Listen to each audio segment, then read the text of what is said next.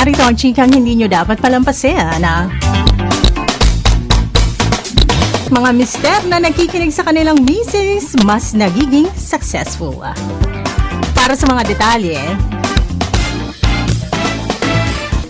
alam niyo bang batay sa mga pag-aaral, ang mga mister na nagkikinig sa kanilang asawa ay mas mabilis na umaangat at nagiging successful sa buhay, emosyonal man o pinansyal?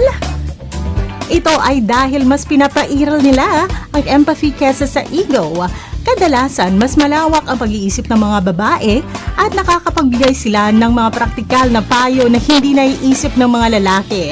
Ang mga lalaking bukas ang pag-iisip at hindi nagpapadala sa sobrang pride ay mas madaling natututo at umiiwas sa mga maling desisyon.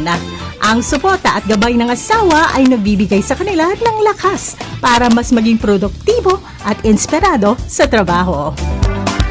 At yan na lang muna ating chika ngayon. Ako si Apple Dale sa 105.9 Wild FM. Hala, pag-wild! Wild FM.